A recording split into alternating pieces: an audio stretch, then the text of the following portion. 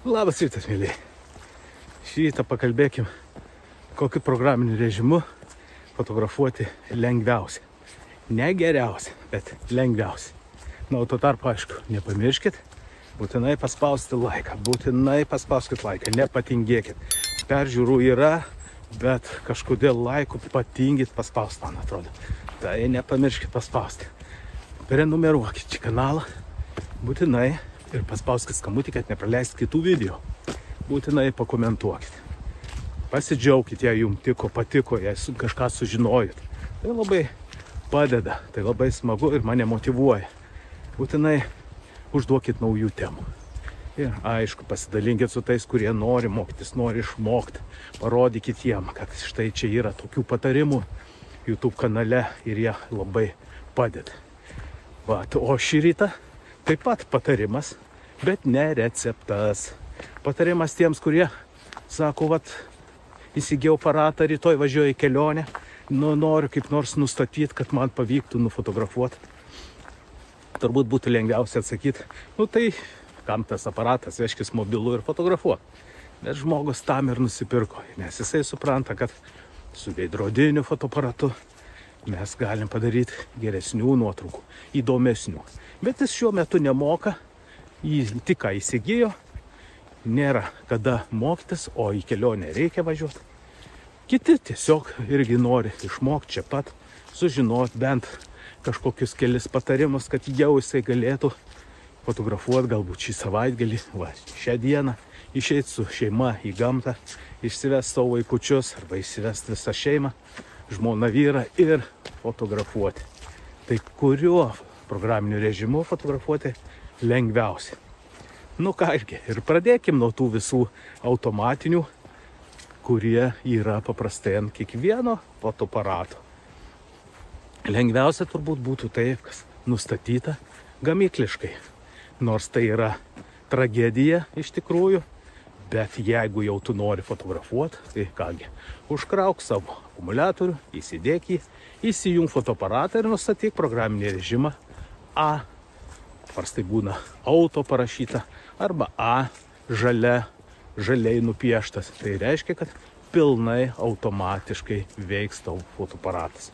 Jisai nustatinės visai viską. Tiek ryškumą, tai yra autofokusą. Ir jūs fotografuodami, žiūrėdami per vaizdo ieškiklį, jūs matysit, kiek atsiranda daug fokusavimo taškų. Lengviausia, bet negeriausia. Kai daug fokusavimo taškų, tai neaišku, kur suvestas ryškumas. Neaišku, kur gausit ryškumą jūsų nuotraukoje. Neaišku, ką fotoaparatas jums nustatys. Bet mes fotografuojame ir su mobiliais, ar ne? Ir džiaugiamės, ir patenkinti. Taigi, kiek jūs pridarysit nuotraukų, neaišku, kad gautumėt tą gražią nuotrauką. Dažnai mes žmonės pamirštam, kiek mes daug darbo įdėjom, bet kai gaunam keletą gerų nuotraukų, mes sakom, kad tai man gerai ir su šitu režimu fotografuoti, nes prašau, kokios yra gražios nuotraukos. O niekas nepasakom, kiek daug pridarėjai nuotraukų, kad gautųsi šitos kelios nuotraukos. Tai taip gaunasi su A automatiniu režimu. Galima įsijungti P režimą, kuris irgi yra faktiškai visas automatinis, bet su juo galima pakoreguoti šiek tiek išlaikymą. Tad jeigu tu supranti, ką ten koreguoti, tai gali pakoreguoti dėl greičio įspūdžių, dėl ilgesnio išlaikymo. Tu gali gauti įdomesnės nuotraukas, kaip kad piešimas tamsoje. Ir jeigu fotografuotum naktinį miestą, pamatytum, kaip tempėsi mašinų raudonos ar baltos lempos per visą kelią. Tai štai tokie efektai, jie aišku būna įdomus. Bet tai vyksta taip pat ir su autofokusu, kuris ryškumą nustato, kuris jisai nori, su pačia ekspozicija, kuris nustato ekspoziciją, kaip fotoaparatas nori, kartais per šviesų, kartais per tamsų tam tikros detalės. Ir tokiu atveju mes, matom, kiek reikia daug pridaryti nuotraukų, kad vėlgi gautųsi kokia nors viena, kuri bus graži. Nieko, jeigu laiko turim, fotografuojam, darom, svarbiausia dirbti, fotografuoti, nagrinėti ir suprasti, kaip tai veikia. Tik tai taip ir yra išmokstama. Be abejonės, jeigu mokytis su mokytoju, kuris tau gali paaiškinti, tu greičiau išmoksi. Kalbos nėra. Visada turbūt taip yra. Jeigu tu eini mokytis, tu išmoksi greičiau ir pradėsi fotografuoti gerai, profesionaliai, detaliai ir taip toliau ir panašiai. Kokį galima dar pasirinkti? Galbūt eikim jau profesionalumo link. Yra tokie režimai, taip pat programiniai, kaip M, A, S, jeigu Nikon gamintas. Jeigu Canon gamintas, tai bus M, AV, TV.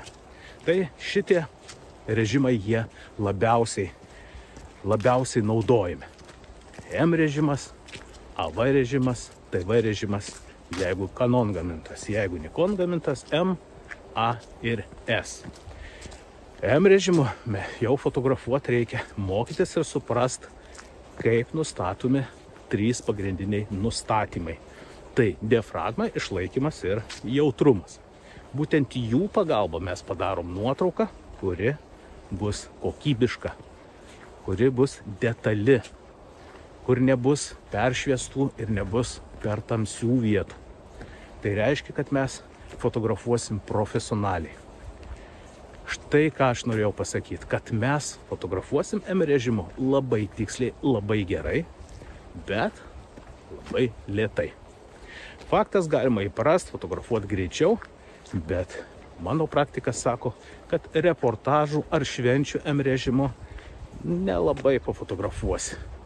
Nebent ten viskas bus tikrai visai ramiai arba vienodas visur apšvietimas. Tada galim nustačius vieną kartą fotografuoti toliau į visas pusės, nes vienodas apšvietimas jisai mums šiuo atveju padės.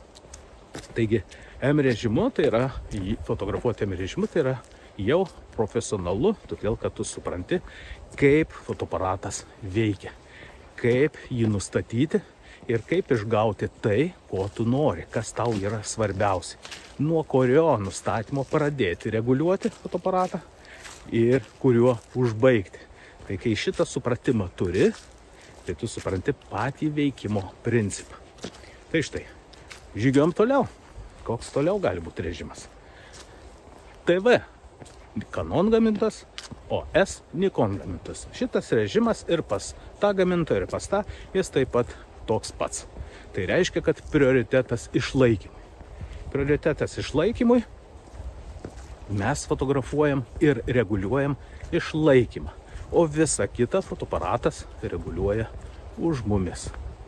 Taigi mes nustatyti išlaikymą turim suprast, kodėl, kokį norim gauti efektą arba kokią nustatyti ekspoziciją. Prie S, kitaip tariant, skliausteliuose TV, ekspoziciją keičia pats fotoaparatas, nes kitus du nustatymus, tiek diafragmą, tiek jautrumą, fotoaparatas nustato. Taigi mums belieka išlaikymo pagalba gauti tam tikrus efektus, kurie iš tikrųjų labai įdomu. Tai yra kaip greičio įspūdis, lekianti mašina, kaip naktinis miestas fotografuojamas ir gaunamos linijos, apie kurias aš minėjau anksčiau. Raudonos linijos, baltos linijos, tai yra mašinų šviesos. Kaip gauti naktinį dangų ir nufotografuoti kitus dangaus stebuklus ir taip toliau ir panašiai. Taigi, išlaikymo pagalba mes gaunam, kitaip pavadinti galima, greičio įspūdžio efektus. Eikim prie paskutinio, mano nuomonė, ir pagrindinio, kuriuo dirba daugumas tiek profesionalų, tiek aišku mėgėjų, kai žino, kam jis reikalingas ir ką tu gali su juo padaryti. Taigi, Canon bus AV režimas, o S tai bus Nikon gamintojo režimas. Ir vėlgi, pas šios abu gamintojus režimas tą patį daro. Jis kitaip vadinamas diafragmos prioritetu. Diafragmos prioritetas mums padeda padaryti nuotrauką labai efektyvią. Šiuo režimu mes galim fotografuoti žymiai greičiau, nei kad fotografuoti visais kitais režimais. Kodėl? Todėl, kad mes reguliuojam diafragmą, o visą kitą reguliuoja fotoaparatas. Tai reiškia, kad reguliuoja išlaikymą ir jautrumą. Jautrumas turi būti įjungtas būtinai auto. Kaip ir prie TV, tai yra S režimo, taip pat jautrumas, tai yra ISO, turi būti įjungtas auto. Štai šiuo režimu, diafragmos pagalba, mes galim padaryti tokius efektus kaip fonas liejas. Jeigu mes diafragmą atidarom, fonas liejasi fotografuojant portretą. Jeigu mes ją uždarom, fonas ryškėja fotografuojant portretą. Ir dabar pagalvokit, ką mes galim fotografuoti štai su šitu režimu. Būnant kelionė, būtent gamtoje ir taip toliau. Ko mes norim, ką mes norim išgauti iš šito režimo. Mes galim fotografuotis prie gražaus kažkokio tolumoje, galbūt paminklo, įsivaizduojat. Ir jeigu mes diafragmą atidarom, tai tas paminklas bus susilies ir jo nesimatys. Bet jeigu mes norim pasilikti atminty, kad mes buvom kelionė ir norim, kad fone matytųsi tas paminklas, tarkim, bus Egipto piramidės. Mes norim, kad jos ten matytųsi. Norim. Tai reiškia, mes diafragmą turėsim priverti, tarkim, iki kokių 8. Ir štai mes turėsim ko puikiausią, gražiausią nuotrauką ir gerą prisiminimą.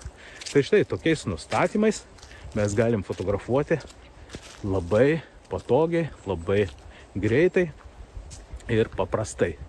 Kaip sakiau, kai kurie nustatymai bus netokie greiti, bet už tai kokybiškesni. Dabar jau lieka rinktis pačiam, kokį nustatymą iš jų pasirinkti, kad tu turėtum kuo geresnę nuotrauką. Ir svarbiausia yra, kad tu galėtum valdyti fotoaparatą, o ne fotoaparatas tave.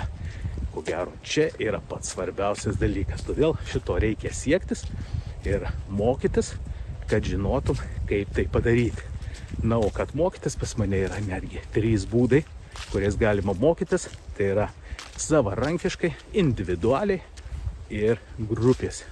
Savarankiškai yra net 10 temų. Nuorodos yra po šiuo video, būtinai pasižiūrėk, nes tai apsimoka, tai labai patogu važiuoti kelionę, žiūrėti, turėti fotoaparatą prie savęs ir daryti tai, kas sakom.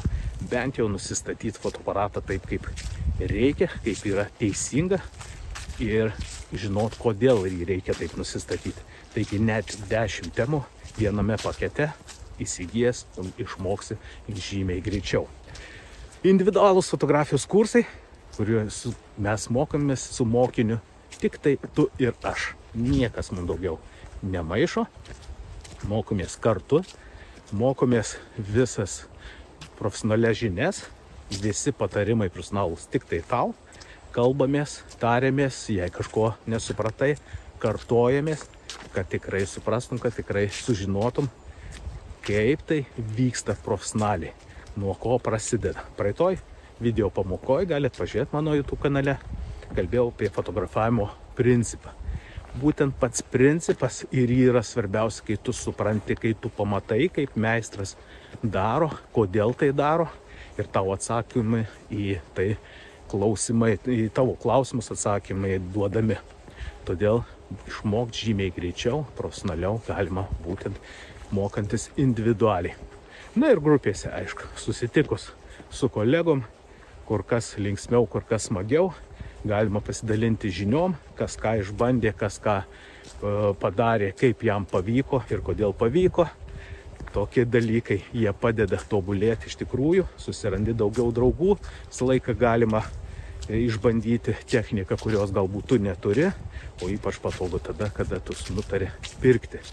Tai štai, tokie dalykai, jie padeda greičiau išmokti, kad nereiktų pačiam nervuotis ir sugalvos, kad nusipirkau tokį fotoaparatą, o jisai blogiau fotografuoja nei jūsų mobilus.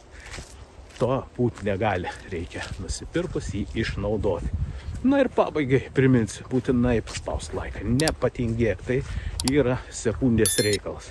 Būtinai prenumeruok mano kanalą, nežiūrėk neprenumeravęs, peržiūrėk iki galo, nes tai įdomu. Būtinai paspausk skambutį, kad nepraleis kitų video ir pakomentuok, užduok naujų temų. Komentarai gali būti tokie, kaip buvo malonu išgirst, buvo įdomu, kažką sužinojau, išbandžiau, pavyko ar nepavyko. Tai iš tikrųjų įdomu ir užduokit klausimus, nebijokit. Štai ir, aišku, pasidalinkit. Tai yra labai svarbu. Na, kągi, mėlyje, aš toliau žygiuoju savo miškeliu ir linkiu geros dienos iki sekančių video.